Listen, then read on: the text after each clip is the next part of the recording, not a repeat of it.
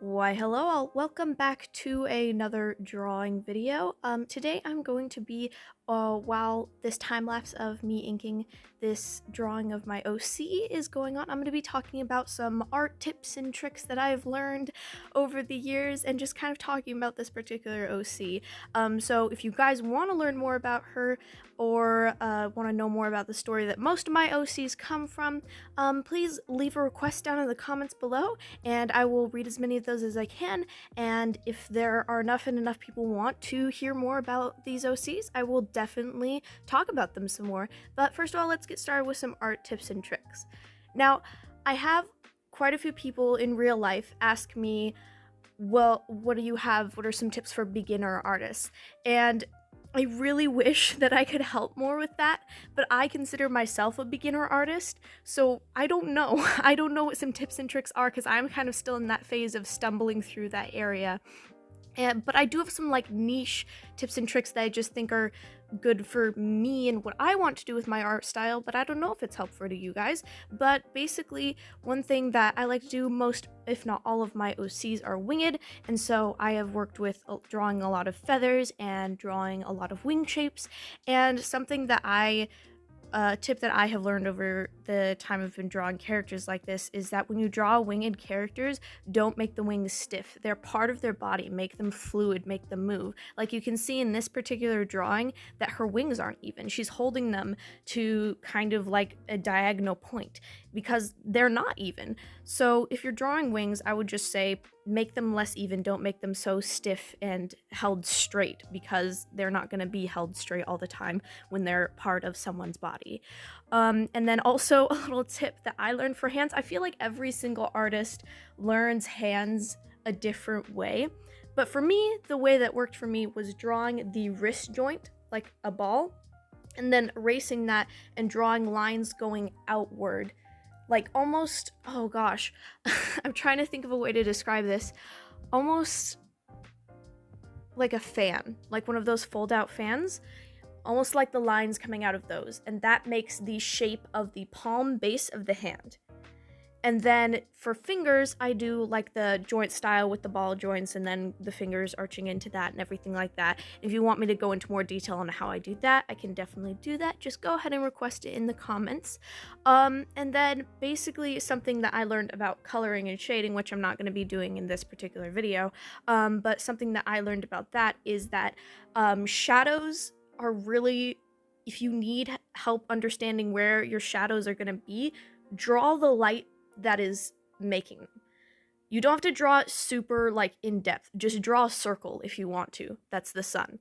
And then draw at the angle that you want. And then think about yourself, how the shadows would cast on your own self if the light was in that position.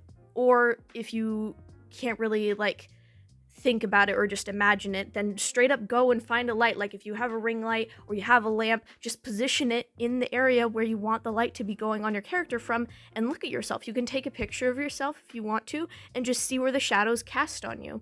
And then you can keep an eye on that and look at that in reference to your drawing so you can get the shading kind of right. This drawing was quite a few firsts for me because I've never drawn a multi-winged character before, so I think she turned out pretty good. And I've also never drawn, I tend to draw girls who have flatter chests, and I never really draw girls with bigger busts.